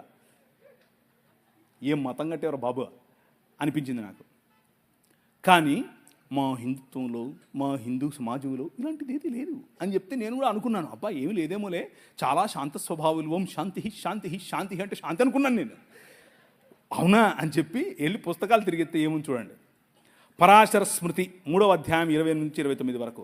నువ్వు గనక ఓ క్షత్రియా, నువ్వు గనక యుద్ధంలో చనిపోతే థౌజండ్స్ ఆఫ్ సెలెస్టియల్ డామ్సెల్స్, వేల మంది నీకు కన్యకలు పైన వేచి చూస్తున్నారు. వాయమ్మ, మీలో కూడా ఉందా? మీలో కూడా ఉందా? పరాశర స్మృతి 3వ అధ్యాయం 31వ వచనం. If death results, beautiful women fall to your share. Mahabharatam 12వ అధ్యాయం 98 నుంచి 46 వచనం నుంచి 51 వచనం. ఫోర్మోస్ట్ ఆఫ్ అప్సరాస్, అప్సరసలు నీకోసం వేచి చూస్తున్నారు, నువ్వు యుద్ధం చెయ్యి అంటున్నాడు కృష్ణుడు. అబ్బో, సామాన్యమైంది కాదు ఇది. నేను ఈ ఖురాన్లో నుంచి ఎక్కడికి వచ్చిందా అనుకున్నా, ఇక్కడి నుంచి తీసుకెళ్ళాను. ఖురాన్లో ఈ ఆలోచన ఎలా వచ్చింది అసలు వీళ్ళకు అనుకున్నా, ఇదో ఇక్కడి నుంచి తీసుకెళ్ళారు. అర్థమైందా? దేవి భాగవతం, పరాశర స్మృతి, మనుస్మృతి, మహాభారతం అన్నిట్లో ఇదే నింపబడి ఉంది. మన ప్రభు ఏమంటాడు? ఒరేయ్, కత్తి పట్టుకోకు, కత్తితోనే సస్తావు. బాంబు వేయకు, బాంబుతోనే సస్తావు. కోపం పెట్టుకోకు, కోపంతోనే సస్తావు. ఆ రాజ్యానికి ఈ రాజ్యానికి ఎంత తేడా అండి? నీ రాజ్యం అది. ఒక్కసారి 33వ అధ్యాయం తీస్తారా? ద్వితీయోపదేశకాండం 33వ అధ్యాయం. ఇశ్రాయేలు, నీ భాగ్యం ఎంత గొప్పది. ఆఖరి 2 వచనాలు చదవండి. ఇశ్రాయేలు నిర్భయంగా నివసిస్తాడు. యాకోబు ఊట ప్రత్యేకింపబడుతుంది. ధాన్య ద్రాక్ష రసములు గల దేశములో అతనిపై ఆకాశము మంచును కురిపిస్తుంది. ఇశ్రాయేలు, నీ భాగ్యం ఎంత గొప్పది. వింటున్నావా? నువ్వు వింటున్నావా? నీ భాగ్యం ఎంత గొప్పదో నువ్వు వింటున్నావా? నువ్వు చచ్చిపోక్కర్లేదు, కన్యకలు కావడానికి. నువ్వు పోయి కొట్లాడక్కర్లేదు. నీకు 70 మంది 1000 మంది స్త్రీలు రావటానికి. ఆయన నీకు నీ భాగ్యం ఎంత గొప్పది అంటున్నాడు. యెహోవాయే రక్షకుడుగా గల నీ భాగ్యం ఎంత గొప్పది. అన్యజనులు నీ ముందు నీతో ఏకీభవించినట్లు వేషాలేస్తారు. ఒకరోజు డాక్టర్ బాబాసాహెబ్ భీమ్రావ్ అంబేద్కర్ గారు పార్లమెంట్లో నిలబడి హిందూ కోడ్ అనే బిల్లు ప్రవేశపెట్టారు. అప్పట్లో ఒక్కొక్కడు 3, 4, 5, 6, 10, 20 ఎంతమందిని కావాలంటే అంతమందిని చేసుకునేవాళ్ళు. ఇళ్ళలో ఒక నియోగ అనే ఒక పద్ధతి ఉండేది. దాన్ని బట్టి ఎంతమందిని కావాలంటే చెప్తాను కొద్దిసేపు తర్వాత. ఆయన అన్నాడు, నో, ఒక్క పురుషుడికి ఒక్క భార్యే. This is what Hindu code is అన్నాడు. బట్టలు చింపుకున్నారు. ఎక్కడి నుంచి వచ్చింది ఆ ఆలోచన? నీ రాజు, your king brought that idea. నీ రాజు, ఒక్కరికి ఒక్కరు చాలు. ఏరా 10 మంది కావాలా నీకు? ఒకరు చాలదు. Your king transformed the nations. దేశాలను రూపాంతరము చెందించే రాజు నీ రాజు. చట్టాల ద్వారా రూపాంతరము చెందిస్తాడు, నాయకుల ద్వారా రూపాంతరం చెందిస్తాడు. ఇశ్రాయేలు, నీ భాగ్యం ఎంత గొప్పది. యెహోవాయే రక్షకుడుగా గల నీ భాగ్యం ఎంత గొప్పది. చదుమా. ఆయన నీకు సహాయకరమైన కేడము, నీకు ఔన్నత్యమును కలిగించే ఖడ్గము. నీ శత్రువు నీకు లోబడినట్లు వేషాలేస్తాడు, కానీ నువ్వు వాళ్ళ ఉన్నత స్థలాలను తొక్కటానికి పిలువబడ్డావు. నువ్వు తలగా ఉండటానికి పిలువబడ్డావు, తోకగా ఉండటానికి కాదు. ఈరోజు క్రైస్తవులు బతికేంటి? Door mat. ప్రతి ఒక్కడు వచ్చేది పూసిపోతాడు తొక్కిందల్లా. ఎందుకో తెలుసా? మతంలో ఆగిపోయావు కాబట్టి. మతం అనే ఈ ముసుగు విప్పి నిజమైన మనుష్యత్వం వైపుకు ప్రయాణం చేయి. నిజమైన మనుష్యత్వం క్రీస్తును పోలిన జీవన విధానం, నిజమైన మనుష్యత్వం ప్రేమతో కూడిన జీవన విధానం, నిజమైన మనుష్యత్వం అందరికీ గౌరవం ఇచ్చే విధానం, నిజమైన మనుష్యత్వం అన్యాయం కోసం పోరాడే విధానం, నిజమైన మనుష్యత్వం కనికరం కోసం పోరాడే విధానం, నిజమైన మనుష్యత్వం దీన మనస్సు కలిగినటువంటి జీవన విధానం. Come and work for your king. నీ రాజు కోసం పనిచేయి. అన్న పిలిచాడు, కాన్ఫరెన్స్కి వచ్చావు, కాన్ఫరెన్స్ అయిపోయింది, ఇంటికి వెళ్ళిపోతావు, అయిపోయా సల్ల. ఎప్పుడన్నా మీరు ఈ కాకినాడ రోడ్డు చూస్తే కనుక మధ్య మధ్యలో బాగలేదు, మధ్య మధ్యలో రోడ్డు ఇలా ఇంకా అంత దుమ్ము ఉంటుంది. అట్లా కారు వెళ్ళిపోయింది అనుకో, దుమ్ము లేస్తుంది ఉమ్మని. ఒక్క 2 నిమిషాలకు అంత చల్లగా అయిపోతుంది, ఏముండదు. బస్సు వెళ్ళిపోయిన తర్వాత దుమ్ము లేస్తుంది. కాన్ఫరెన్స్ సమయంలో దుమ్ము లేస్తుంది లోపల. ఒళ్ళు గగ్రుపాటు. అన్న ప్రవీణ్ ఏం చెప్పాడో తెలియదు కానీ బలి చెప్పాడు. ఆయన అరిచిరిచి చెప్పాడు, ఏం చెప్పాడో కానీ మొత్తానికి బలి చెప్పాడు. లోపల ఉద్రిక్తత. 5 నిమిషాలు చల్లగా అయిపోయింది. ఇంటికి వెళ్ళిపోయాం, తడిబట్టి వేసుకుని చల్లగా పండుకున్నాం, అయిపోయాయి. కాన్ఫరెన్స్ అయిపోయాయి, జేమ్స్ అన్న అయిపోయాయి, ప్రవీణ్ అన్న అయిపోయాయి, అందరూ అయిపోయాయి. అదే గనుక నీ ఉద్దేశం అయితే వేకప్, లే, నిలబడు. నీ రాజు వచ్చాడు. ఆయన మహిమ కాంతి నీ పైన ప్రకాశిస్తుంది. ఆయన ముఖ కాంతిలో బ్రతకటానికి నువ్వు take a commitment today. My brother, my sister, ఒక కమిట్మెంట్ తీసుకో. నీ రాజు మామూలు రాజు కాదు. నీ రాజు ఘనత గల రాజు. నీ రాజు సాధారణమైన రాజు కాదు. ఇది కేవలము హిందుత్వంలోనే కాదు, ఇస్లాంలో చూడండి, మీ స్క్రీన్ పైన కనిపిస్తుంది. ఏమంటున్నారు? ఖురాన్ 36:55 నుంచి 58 వరకు, ఖురాన్ 37వ అధ్యాయం 48 నుంచి 49 వరకు, ఖురాన్ 38వ అధ్యాయం 49 నుంచి 54 వరకు, ఖురాన్ 44వ అధ్యాయం 51 నుంచి 57 వరకు. Women are deemed to be న్యూనతా స్వభావం. పురుషుల కంటే తక్కువ వారు, పురుషుల కంటే నీచులు. ఒకడేమో నీచయోని నుంచి పుట్టాడంటాడు, ఒకడేమో పురుషుల కంటే తక్కువ అంటాడు. వీళ్ళందరూ ఒకరోజు ఎడారి ప్రాంతాలు, పొద్దున్న స్నానం చేసుకోరు, అందుకని నీళ్ళు ఉండవు, సలిగి ఉంటుంది, స్నానం చేసుకోలేరు. పాపం సెంటు పూసుకొని వచ్చారు. అందరూ మసీదుకి వచ్చారు. అందరూ కలిసి మసీదుకి వచ్చి సెంటు పూసుకొని వస్తుంటే మొహమ్మద్ గారికి 3 అంటే ఇష్టం. రెండు చెప్తాను, 3 వద్దులేండి, బాగోదు, అది కొంచెం జుగుప్సగా ఉంటుంది. 2 చెప్తాను. ఆయనకు సెంట్ అంటే ఇష్టం, ఆయనకు గోట్ అంటే ఇష్టం. అంటే మేక గొర్రె కాదు, మేక మాంసం అన్న సెంట్ అన్న ఇష్టం ఆయనకు, సుగంధాలు. సెంటు పూసుకుని వచ్చారు పొద్దున్నే మసీదుకు. ఒకడు వచ్చి చెప్పాడు, మొహమ్మద్ గారు వీళ్ళు మసీదుకి వచ్చి ఇలా అని చెప్పి ఇలా వంగుతూ ఉంటే మాకు ఆగట్లేదండి, మేము అల్లాని చూడాలా వీళ్ళని చూడాలా అన్నాడు. ఈయన అన్నాడు, మీరు మసీదులోకి రావాకండి అన్నాడు. మీరు మసీదులోకి రావద్దు, ఇంట్లోనే చేసుకోండి అన్నాడు. నీ రాజు రా నా మందిరంలోకి అని పిలుస్తాడు. రా, కమ్. ఎందుకు? తాళం వేయాల్సింది స్త్రీలకు కాదురా బేవకూఫ్, నీ మనసుకు. నీకు అర్థమవుతుందా?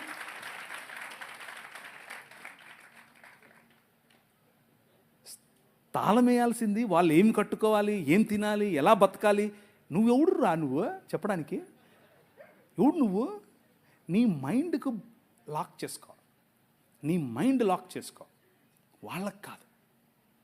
మీ పిల్లలకు, ముఖ్యంగా మీరేమ్మా, మీ కొడుకులకు నేర్పండి. ఒరే, నువ్వు కొడుకుగా పుట్టినంత మాత్రాన ఓ పెద్ద రెచ్చిపోకు, నోరు మూసుకొని స్త్రీలను ఇలా గౌరవించాలో తెలుసుకో. ఎందుకంటే మా నాయన చెప్పాడు అని చెప్పు, నా రాజు చెప్పాడని చెప్పు. My king said women are equal. You are in the image of God. You are in the likeness of God.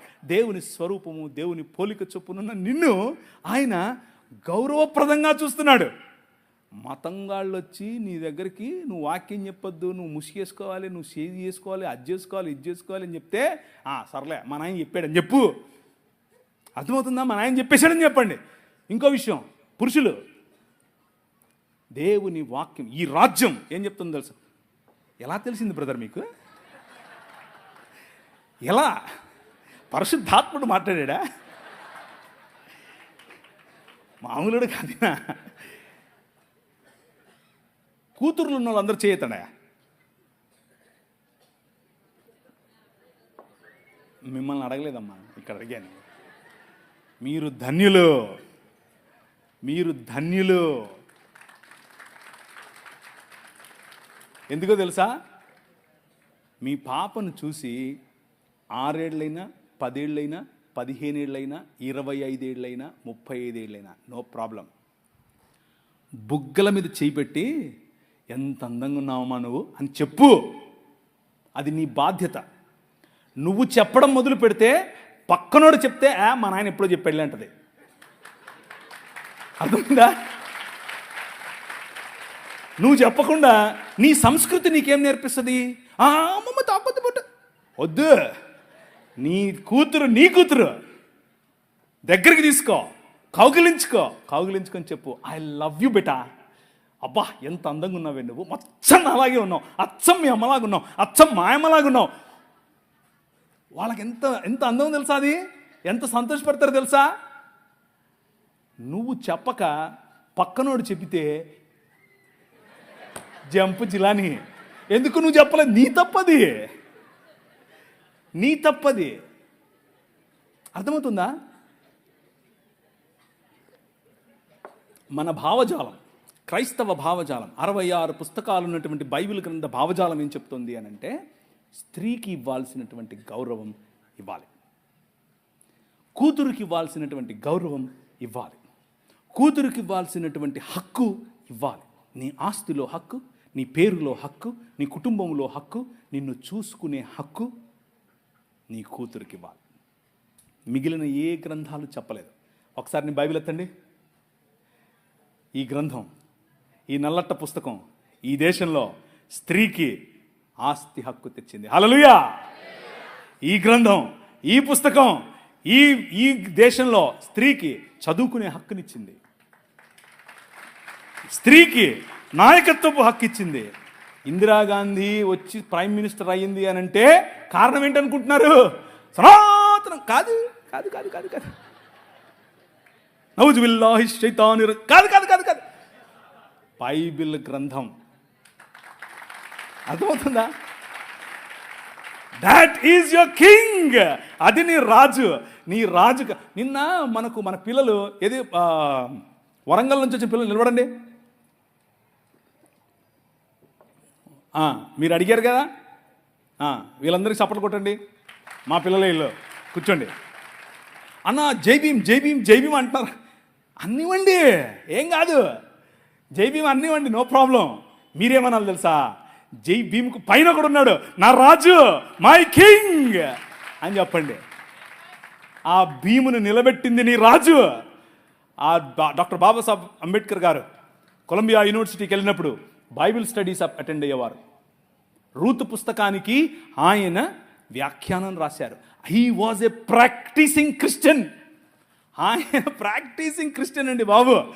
ఆయన ఒకరోజు 3 లక్షల మందితో కలిసి నేను బాప్టిజం తీసుకుంటాను అని చెప్పి ముందుకు వచ్చి మన మెథడిస్ట్ సంఘంలో ఉన్నటువంటి బిషప్ గారికి చెప్తే, బిషప్ గారు దానికి కావలసినటువంటి పనులన్నీ, వసతులన్నీ ఏర్పాటు చేసుకునే క్రమంలో నెహ్రూ గారు ఫోన్ చేసి, ఏంటండి మీరు ఇలా చేస్తున్నారంట, ఇలా చేస్తే మీకు ఈ పొలిటికల్ అపోజిషన్ ఎక్కువైపోద్దని చెప్పైతే మనోళ్ళు మాకొద్దండి, మీరు పొలిటికల్ కన్వర్షన్ అంట మాకొద్దు అని చెప్పి నెహ్రూ గారి ఒత్తిడికి లొంగారు. ఒక పక్క ఇంకొక ఆయనేమో గోసి కట్టుకుని నిరాహార దీక్షకి వెళ్ళాడు. ఏమని, నువ్వు వెళ్తే ఏ మతానికైనా వెళ్ళు కానీ క్రైస్తవానికి వెళ్ళొద్దని. ఆయన నన్ను అత్తే నాకేంటి, నేను యేసు ప్రభువుని అనుసరిస్తా అని చెప్పాడు. ఎవరు? డాక్టర్ బాబాసాహెబ్ భీమ్రావ్ అంబేద్కర్. ఇది నేను కొత్తగా చెప్పేది కాదు, దిస్ ఈజ్ హిస్టరీ. ఆ జై భీమ్ వాళ్ళకి తెలియదు. చెప్పండి, వెళ్ళి ధైర్యంగా చెప్పండి. ఆయన మనము కాదంటే, మనము చీత్కరిస్తే మేము మిమ్మల్ని ఆహ్వానించము అని చెబితే ఆయన అన్నాడు, నువ్వు ఓడరా నన్ను ఆహ్వానించేదే, నేనే కొత్త మతం పెడతానని చెప్పి బౌద్ధంలోకి వెళ్ళి బౌద్ధంలో కొత్త మతం స్థాపించాడు. ఆ మతం ఏంటనుకుంటున్నారు? క్రైస్తవమే. బౌద్ధంలో కులం ఉంటుంది. బౌద్ధంలో అనేక రకాలైనటువంటి, ఇప్పుడు వజ్రయాన తీసుకోండి, మహాయాన తీసుకోండి, హీనయాన, అన్ని యానాల్లో కూడా వేరు మత సంబంధమైనటువంటి పనులు ఉంటాయి. ఈయన అవన్నీ తీసేసి యేసు ప్రభు చెప్పినటువంటి విలువలతో బ్రతికే ఒక కొత్త మతాన్ని స్థాపించాడు. దాట్ ఈజ్ ఈరోజు ఉన్నటువంటి భారతీయ నవయాన బుద్ధిజం. అది ఇంకేదో కాదు, క్రైస్తవమే. కాకపోతే వాళ్లకు క్రీస్తు తెలియదు, విలువలు మాత్రం తెలుసు. నీ పని యూనివర్సిటీల్లో చదువుతున్న నీ పని, అరే బాబు బాగానే ఉంది కానీ దీనికి మూలం ఏంటో తెలుసా? మై కింగ్ అని చెప్పాలి. నా రాజు, ఆయన కారణంగానే భీమ్ ఉన్నాడు అని చెప్పాలి. అది నీ పనే. సంస్కృతులు నీ ముందు డెవలప్ అవుతాయి, సంస్కృతులు నీ ముందు షేప్ చేసుకుంటాయి. ఆ సంస్కృతులను చెరపట్టి క్రీస్తు పాదాల దగ్గరికి తీసుకొని రావటం నీ పని. 2వ కొరింథీయులకు రాసిన పత్రిక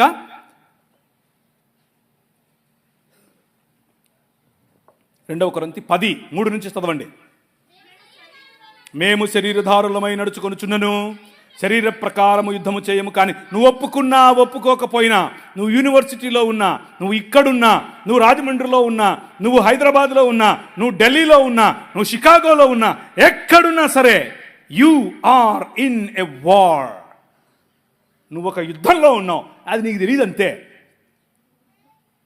నువ్వు ఏ క్షణమైతే ప్రభు అయిన యేసుక్రీస్తుని రాజుగా అంగీకరించావో, ఏ క్షణమైతే ఆయనకు అలీజియన్స్, నమ్మకత్వాన్ని నువ్వు చాటావో, ఆ రోజు నుంచి నువ్వు యుద్ధంలోనే ఉన్నావు. మేము శరీరధారులమైనను శరీర ప్రకారం నడుచుకొనము గాని మా యుద్ధోపకరణములు దేహ సంబంధమైనవి కావు, కానీ దేవుని ఎదుట దుర్గములను పడద్రోయజాలునంత బలము కలవై ఉన్నవి. అర్థమైందా? You need to be equipped like that. ఆ విధంగా నిన్ను నువ్వు బందోబస్తు చేసుకోవాలి. ఆ విధంగా సిద్ధపాటు నీకు కలిగి ఉండాలి. ఏంటి ఇప్పుడు ప్రవీణ్ అని వచ్చాడు, ఆ దూరం నుంచి పిలుస్తే ఈయన వచ్చి ఏంది యుద్ధం చేయండి, కొట్లాడండి. నో, అది కాదు నేను చెప్పేది. నీ యుద్ధములు శరీర సంబంధమైనవి కావని చెప్తున్నాను. నీ కొట్లాట కట్టెలతోనో, కర్రలతోనో, కత్తులతోనో, బాంబులతోనో కాదు. ఏంటవి? దేవుని జ్ఞానమును అడ్డగించు ప్రతి తర్కము వితర్కములను చెరపట్టి, చదువు. మా యుద్ధోపకరణములు శరీర సంబంధమైనవి కావు, కానీ దేవుని ఎదుట దుర్గములను పడద్రోయజాలినంత బలము కలవై ఉన్నవి. వితర్కములను, దేవుని గురించిన జ్ఞానమును అడ్డగించు ప్రతి ఆటంకమును పడద్రోసి, ప్రతి ఆలోచనను, భావజాలం, అదొక భావజాలం. మన శత్రువు షెడ్డీ వేసుకునే ఆర్ఎస్ఎస్డు కాదు. నో, నిక్కరోడు కాదు. వాడి వెనుక పనిచేస్తున్నటువంటి భావజాలం. మన శత్రువు బ్రాహ్మణుడు కాదు, మంచోళ్ళు. నేను చూడండి, సద్బ్రాహ్మణుడు కూర్చున్నాడు, ఆయన బ్రాహ్మణుడు చెప్పాడు నాకు. మరి బ్రాహ్మణుడు మంచోడు, బ్రాహ్మణుడు కాదు సమస్య, ఆయన వెనుకున్నటువంటి ఆ భావజాలం. ఏంటి ఆ భావజాలం? నువ్వు స్త్రీవి, నువ్వు తక్కువ, నువ్వు ఫలానా కులంలో పుట్టావు, నువ్వు తక్కువ, నేను తలను, నేను దేవుడు. ప్రతి భావజాలాన్ని చెరపట్టి ఎక్కడికి తీసుకురావాలి? నీ రాజు కాళ్ళ దగ్గరకు తీసుకొని రావాలి. That is what you need to do. అది నువ్వు చేయాల్సిందే. హల్లెలూయా. నీ పని అది, నీ పని అది. ఒకవైపు హలాలా అంటారు, ఇంకొక వైపు హలాలా అంటే వాళ్ళు వేసుకునేటటువంటి బుర్కాలు, నికాబు, హిజాబు వగైరా వగైరా. నీ ప్రభు అంటాడు, నేను కప్పింది కప్పుకో చాలు, నేను కప్పింది కప్పుకో. కొన్ని సంస్కృతులు నువ్వు విప్పు అంటాయి, కొన్ని సంస్కృతులు నువ్వు కప్పుకో అంటాయి. నీ రాజు అంటాడు, నువ్వు ఎలా ఉన్నా నా బిడ్డవే. హల్లెలూయా. నువ్వు యూరోప్లో పుట్టావా, అక్కడ దుస్తులు వేసుకున్నావా, నా బిడ్డవే. నువ్వు పాకిస్తాన్లో పుట్టావా, అలాంటి బుర్కా వేసుకున్నావా, నా బిడ్డవే. యు ఆర్ మై డాటర్, నా బిడ్డవు నువ్వు. నీ రాజు కథ వేరు, ఈ రాజ్యాల కథ వేరు. దయానంద సరస్వతి గారు ఒకరోజు అన్నారు, నీకు గనక ఒకరోజు కాదు, ఆయన వేదాలకు వ్యాఖ్యానం రాశాడు. వేదములు మాత్రమే నమ్ముతాడు ఈయన ఏమన్నాడు అని అంటే, నీ భర్త గనక నేను వదిలేసి దూరదేశాలకు పనికి వెళ్తే ఆయన వచ్చే వరకు నువ్వు నీ మరిదితో కానీ, నీ భర్త పెద్ద అన్నతో కానీ, లేకపోతే నీకు నచ్చిన వాడితో నువ్వు ఈయన కోసం ఒక పండంటి బిడ్డను కని మంచిగా ఆయనకు గిఫ్ట్ ఇవ్వచ్చు అని చెప్పాడు.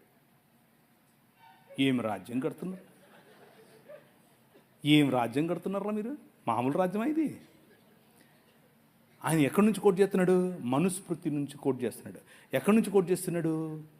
ఆయన వేదాల్లో నుంచి కోట్ చేస్తున్నాడు. దీన్ని ఏమని పిలుస్తారు?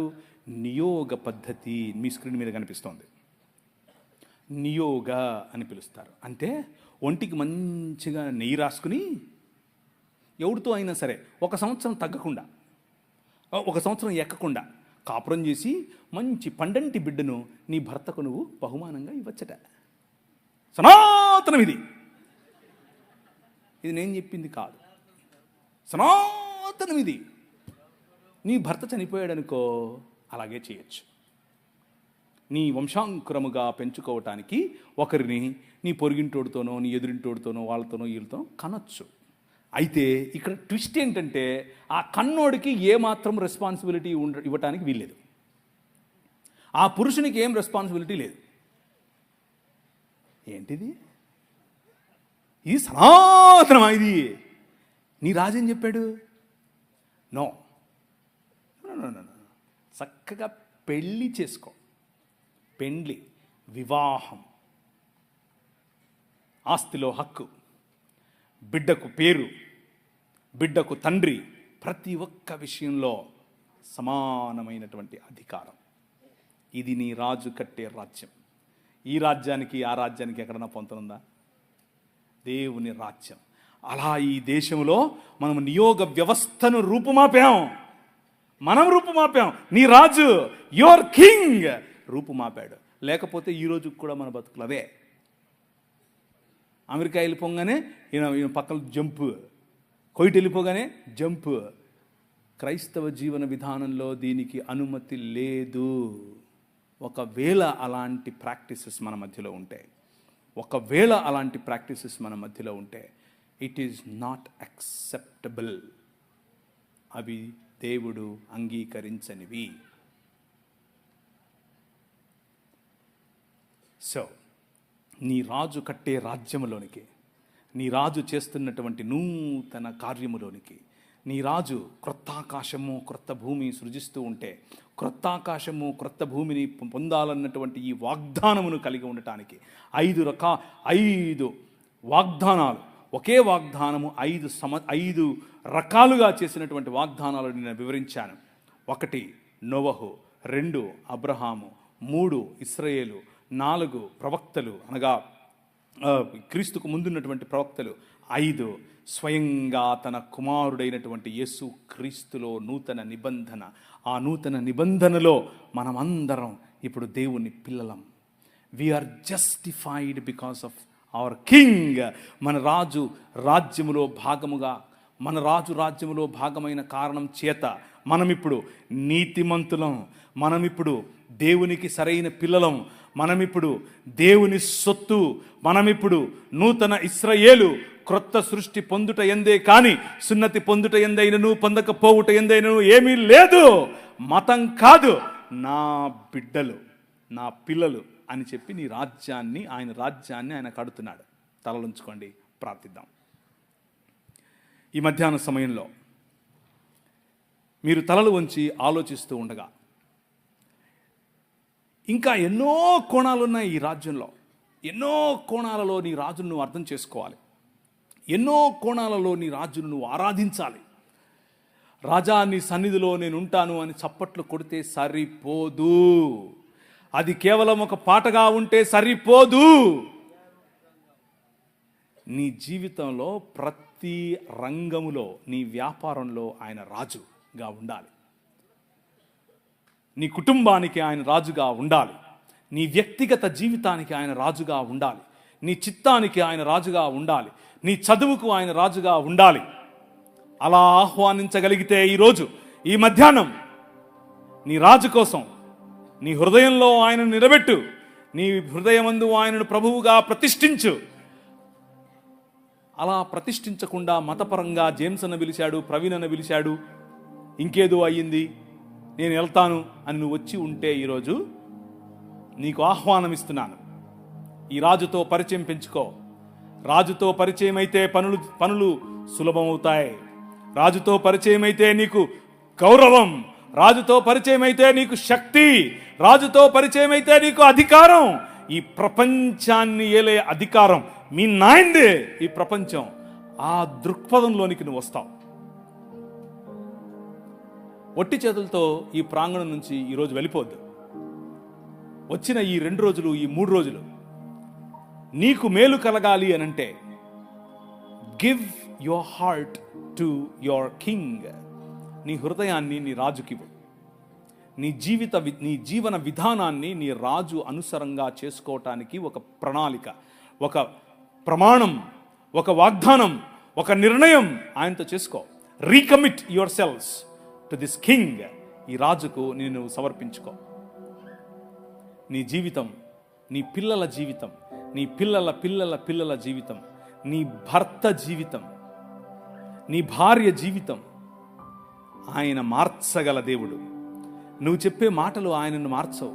నువ్వు చెప్పే నీ క్రియలు బహుశా ఆయన పైన ప్రభావం చూపించడం లేదేమో, ఆమె పైన ప్రభావం చూపించడం లేదేమో, కానీ నీ రాజు, he is king.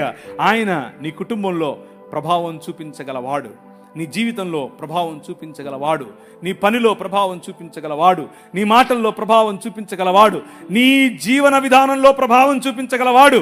ఆహ్వానించు. Come Jesus into my life, rule over me. రాజ్యం చేయి నా మీద. నీ రాజ్యంలో నేను ఉండాలి. నీ రాజ్య ప్రతినిధిగా నేను ఉండాలి. మతంలో కొట్టుకుంటూ ఉంటే పనికి రావు. ఎందుకు పనికి రావు? రాజ్యంలోనికి రా. నీ హృదయాన్ని ఆయనకి. ఆయన మారుస్తాడు, నిన్ను మారుస్తాడు, నీ జీవితాన్ని మారుస్తాడు, నీ కుటుంబాన్ని మారుస్తాడు, నీ దేశాన్ని మార్చగల గొప్ప సమర్థుడైన దేవుడు, కృపగలిగిన తండ్రి. ఈ మధ్యాహ్న సమయంలో మమ్మల్ని మేము ప్రతిష్ఠించుకొని చుండుగా ఉండగా, నీ పాదముల దగ్గరికి మా హృదయాలను, మా జీవితాలను తీసుకొస్తూ ఉండగా, మా మనవులను వినండి, మమ్మను స్థిరపరచండి. 3 దినములైన తరువాత ఆయన సముఖమందు స్థిరపరచునట్లు నువ్వు ఆశీర్వదిస్తావని చెప్పావు.